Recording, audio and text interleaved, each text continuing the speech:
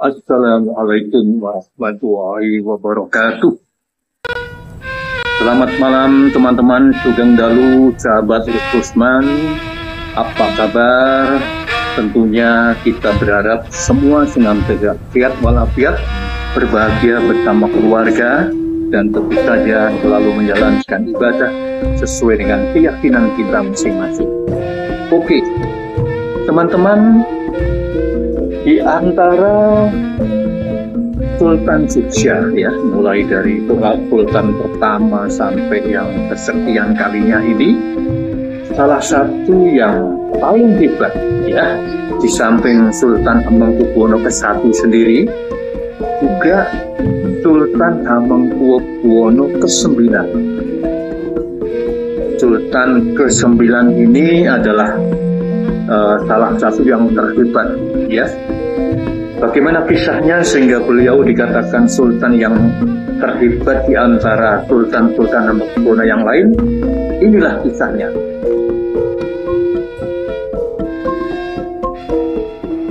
Tui Yes.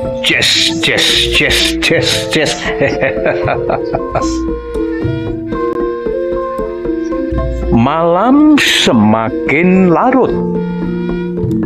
Hari itu tanggal 3 Januari 1946. Sebuah gerbong kereta api yang ditarik lokomotif terlihat bergerak perlahan dari Jakarta menuju Yogyakarta.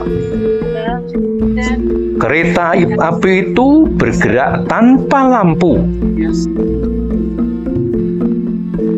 Tentu saja, karena memang perjalanan itu adalah perjalanan rahasia, dan mereka berhasil lolos dari pengamatan Belanda. Perjalanan itu berakhir di Jogja pada tanggal 4 Januari 1946. Lantas, siapa saja penumpang dari kereta yang bergerak secara rahasia itu? Mereka tiada lain adalah orang-orang terpenting di negeri yang baru saja lahir ini. Tiada lain adalah Presiden Soekarno, Wakil Presiden Muhammad Hatta, dan 16 orang menteri dari Kabinet Presidensial Soekarno. Di antara 16 orang itu ada 2 nama yang pasti Anda kenal. Siapa dia? Yang pertama ada Ki Hajar Dewantoro sebagai Menteri Pengajaran. Dan juga ada Menteri Agama, yaitu Kiai Haji Wahid Hasyim atau ayahnya Gus Dur. Setibanya di Jogja, para pembesar itu segera disambut oleh Sultan Hamengkubuwono IX. Ada juga Sri Pakualam VIII, dan tidak ketinggalan Panglima Besar Jenderal Sudirman. Lantas, apa yang melatar belakangi peristiwa itu? Mengapa para pemimpin negeri Republik Indonesia ini semua pergi ke arah Yogyakarta? Inilah kisahnya, dulur-dulur. Ketika Indonesia menyatakan diri sebagai negara merdeka, yaitu dengan dibacakannya teks proklamasi oleh Bung Karno dan Bung Hatta, maka gegerlah dunia. PBB segera membentuk tentara sekutu yang dipimpin oleh Inggris. Tujuannya adalah untuk mengadakan pemulihan dan sekaligus melucuti tentara Jepang. Namun sayang sekali, kehadiran tentara sekutu itu telah berhasil diboncengi oleh tentara Nika Belanda Merasa Jakarta tidak aman, maka Presiden Soekarno memutuskan untuk memindahkan pemerintahan ke wilayah daerah. Nah, di saat itulah Sultan Hamengkubuwono yang mendengar keputusan presiden itu segera memerintahkan kurir untuk menghadap presiden dan menyatakan diri bahwa Yogyakarta siap menerima kehadiran para pimpinan negara sebagai ibu kota negara apabila memang diperlukan. Nah, itulah dulur-dulur mengapa akhirnya Presiden Soekarno beserta kabinetnya kemudian secara diam-diam pergi ke Yogyakarta dengan menggunakan transportasi kereta api. Pada tanggal 7 Januari 1946, Komite Nasional Indonesia atau KNI sebagai badan legislatif pertama di negeri ini mengadakan acara penyambutan. KNI itu dipimpin oleh Mr. Kasman Singodimedjo sebagai ketua, kemudian Mas Sutarjo Kertohadikusumo sebagai wakil ketua 1, Mr. Latu Hari-Hari sebagai wakil ketua 2, dan Adam Malik sebagai wakil ketua 3. Hadir dalam acara resmi itu antara lain ada Sultan Hamengkubuwono IX, Sri Pakualam VIII, dan para pimpinan Tentara Keamanan Rakyat, disertai para bupati, kepolisian, dan wakil-wakil organisasi di Jogja. Sejak saat itu, ibu kota Indonesia resmi berpindah ke Jogja. Sebagai konsekuensinya, Sultan Hamengkubuwono IX telah menyediakan berbagai fasilitas kenegaraan, mulai tempat berkantor dan kediaman presiden, wakil presiden, dan para menteri. Bahkan bukan hanya itu. Konon Sultan Hamengkubuwono IX menyediakan anggaran untuk gaji presiden, wakil presiden, dan para menteri juga. Hebat ya Sultan Hamengkubuwono IX ini. Lantas bagaimana kiprah beliau selengkapnya sejak dari muda? Inilah dulur-dulur kisah selengkapnya. Gusti Raden Mas Doro Jatun. Demikian nama yang disandang beliau ketika kecil. Dilahirkan di Ngasem pada tanggal 12 April tahun 1912. Beliau adalah putra ke-9 Sri Sultan Hamengkubuwono VIII dari istri kelimanya Raden Ajeng Gustilah atau Kanjeng Ratu Alit. Masa muda Gusti Raden Mas Doro Jatun dihabiskan di luar lingkungan keraton. Sri Sultan Hamengkubuwono VIII menitipkan beliau kepada pasangan Belanda.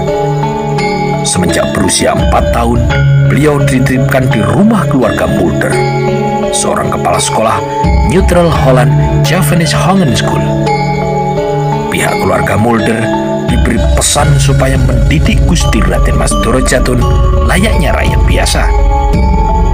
Gusti Raden Mas Doro Jatun diharuskan hidup mandiri tanpa didampingi oleh pengasuh.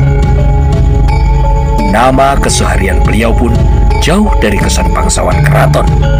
Di keluarga ini, beliau dipanggil sebagai Hengki atau Heng Kecil. Masa-masa sekolah beliau jalani di Yogyakarta, mulai dari Frobel School, lanjut ke Erstedt Europe Lagere School B, yang kemudian pindah ke Neutral Europe Lagere School. Setelah menyelesaikan pendidikan dasar, beliau melanjutkan pendidikan ke Hogere Burgerschule di Semarang dan Bandung.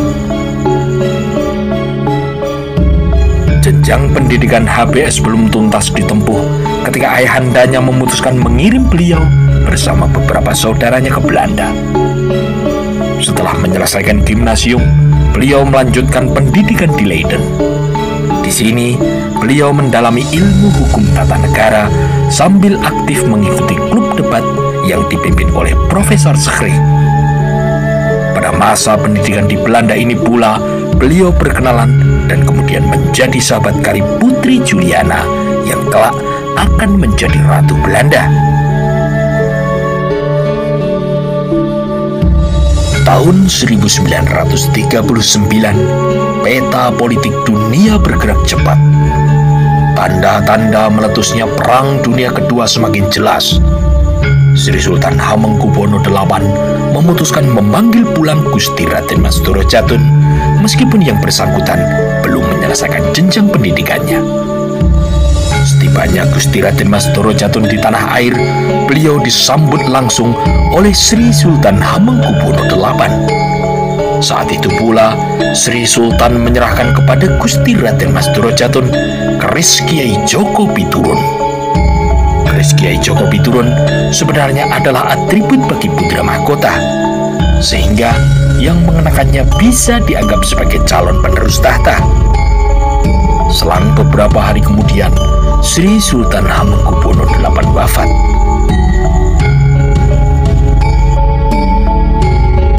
Perjalanan Gusti Raden Mas Doro Jatun menuju Singgasana ternyata tidak mudah. Sebagai bagian dari sejarah Mataram, setiap calon raja baru di Kesultanan Yogyakarta diharuskan untuk menandatangani kesepakatan bersama terlebih dahulu dengan Belanda.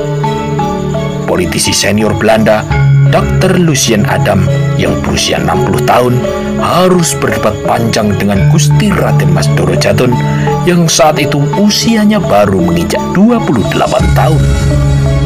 Perdebatan berjalan alot, utamanya disebabkan karena hal-hal sebagai berikut. Gusti Raden Mas Doro Jatun tidak setuju jabatan patih merangkap sebagai pegawai kolonial. Hal ini agar ke depan tidak ada konflik kepentingan. Beliau juga tidak setuju dewan penasehatnya ditentukan oleh Belanda.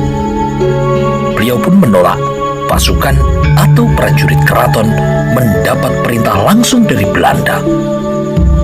Dikisahkan, setelah 4 bulan tidak menghasilkan kesepakatan apapun, Gusti Raden Mas Doro Jatun tiba-tiba berubah sikap.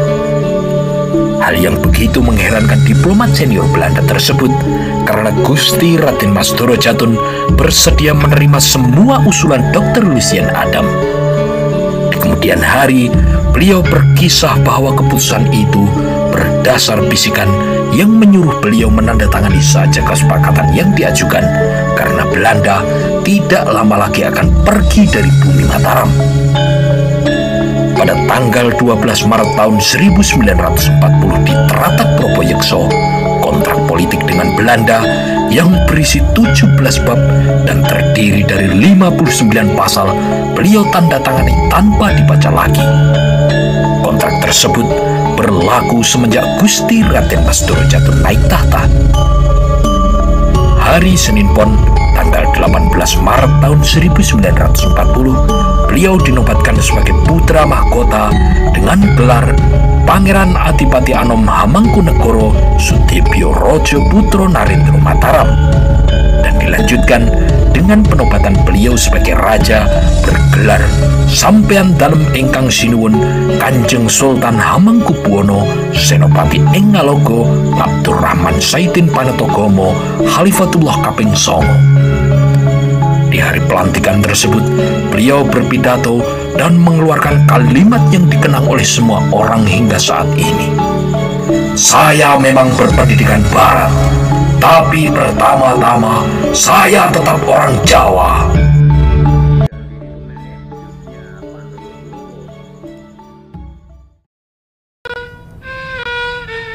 Nah, itulah dulur-dulur keikhlasan Sultan Hamengkubuwono ke-9 untuk menjadi bagian dari negara Republik Indonesia memang tak perlu diragukan lagi. Bahkan sebelum tentara sekutu datang, tepatnya tanggal 5 September 1945, Sri Sultan Hamengkubuwono ke-9 bersama Pakualam VIII telah mengeluarkan maklumat yang menyatakan bahwa daerah Yogyakarta adalah bagian dari wilayah Republik Indonesia. Karena itulah pemerintah Republik Indonesia tidak ragu-ragu lagi untuk menjadikan Sang Sultan sebagai bagian dari pemerintahan baik di masa Orde Lama maupun masa Orde Baru. Selama pemerintah Republik berada di Yogyakarta, segala urusan pendanaan diambilkan dari kas keraton. Hal ini meliputi gaji presiden atau wakil presiden, staf operasional TNI, hingga biaya-biaya perjalanan dan akomodasi delegasi-delegasi yang dikirim ke luar negeri. Sri Sultan Hamengkubuwono IX sendiri tidak pernah mengingat-ingat berapa jumlah yang sudah beliau keluarkan. Bagi beliau, hal ini sudah merupakan bagian dari perjuangan. Bahkan, beliau memberi amanat kepada penerusnya untuk tidak pernah menghitung-hitung, apalagi meminta kembali harta keraton yang diberikan untuk republik tersebut. Pada tahun 1949, ketika Soekarno-Hatta beserta seluruh jajaran staf kabinet Republik Indonesia harus kembali ke Jakarta, Sri Sultan Hamengkubuwono IX menyampaikan pesan perpisahan dengan sangat berat hati. Ujarnya, Yogyakarta sudah tidak memiliki apa-apa lagi. Silahkan lanjutkan pemerintahan ini di Jakarta. Demikianlah Sri Sultan Hamengkubuwono IX menjalankan Sabdo Pantito Ratunya sesuai telegram yang beliau kirim 2 hari setelah proklamasi bahwa beliau sanggup berdiri di belakang pimpinan Paduka yang mulia. Sejarah mencatat bahwa perjuangan Indonesia menuju bentuknya saat ini mengalami fase pasang surut. Di ujung berakhirnya era Orde Lama, ketika Soeharto mengambil alih kendali pemerintahan, kepercayaan negara-negara dunia kepada Indonesia sedang berada di titik terendah. Tidak satupun pemimpin dunia yang kala itu mengenal Soeharto. Indonesia sebagai negara juga sedang dijauhi karena sikap anti asing yang sangat kuat di era akhir Orde Lama. Di saat seperti ini, Sri Sultan Hamengkubuwono IX pun menyingsingkan lengan bajunya. Beliau berkeliling dunia untuk meyakinkan para pemimpin negara-negara tetangga bahwa Indonesia masih ada. Dengan demikian, kepercayaan internasional pun pelan-pelan dapat dipulihkan kembali.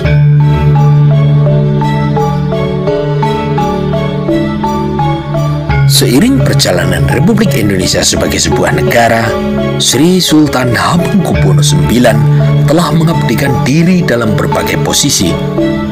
Selain menjadi pejuang kemerdekaan, Sri Sultan Hamengkubuwono IX tercatat sebagai Menteri Negara dari era Kabinet Syahrir hingga Kabinet Hatta pertama.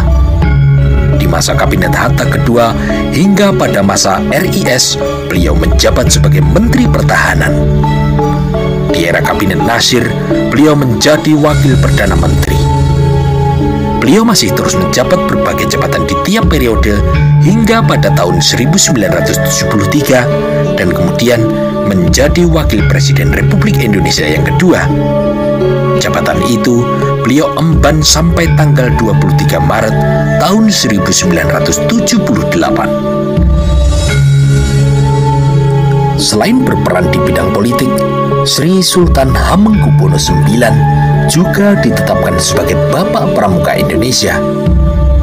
Khusus mengenai kepanduan ini, beliau menyandang medali Bronze Wolf dari organisasi resmi World Scout Committee atau WSC sebagai pengakuan atas sumbangsih seorang individu kepada kepanduan dunia. Tepat pada tanggal 2 Oktober tahun 1988 malam, ketika beliau berkunjung ke Amerika, Sri Sultan Hamengkubuwono IX mengembuskan nafas terakhirnya di George Washington University Medical Center. Beliau kemudian dimakamkan di kompleks pemakaman raja-raja di Imogiri, diiringi oleh lautan massa yang ikut berduka. Pada saat itu, pohon beringin Kiai Wijoyantaru di alun-alun utara mendadak roboh. Berdasar SK Presiden Republik Indonesia nomor 053/TK/tahun 1990 pada tanggal 30 Juli tahun 1990 atas jasa-jasa beliau kepada Negara Kesatuan Republik Indonesia, Sri Sultan Hamengkubuwono IX dianugerahi gelar pahlawan nasional. Nah, itulah saudara-saudaraku iprah perjuangan dari seorang Sultan Hamengkubuwono IX, sehingga akhirnya beliau di samping pernah menjabat sebagai Wakil Presiden Republik Indonesia, juga pernah sebagai Ketua KONI Pusat dan juga Bapak Pramuka Indonesia. Sehingga layaklah kalau beliau kemudian diberikan anugerah gelar pahlawan nasional, Wakil Presiden hebat ya. Nah, sekarang kemarin saya juga sudah pernah berkisah mengenai Wakil Presiden Adam Malik. Ya, Adam Malik pernah juga menjadi Wakil Presiden. Jadi Wakil Presiden kita dari dulu, mulai dari Muhammad Hatta, kemudian Sultan Hamengkubuwono IX, kemudian Adam Malik dan sebagainya, itu adalah wakil-wakil presiden yang sangat banyak sumbangsihnya terhadap kebesaran dari negara Republik Indonesia ini. Kiranya itu yang bisa saya kisahkan. Sampai jumpa di kisah-kisah berikutnya. Wassalamualaikum warahmatullahi wabarakatuh. Jangan lupa untuk share pada teman atau sahabat yang lain.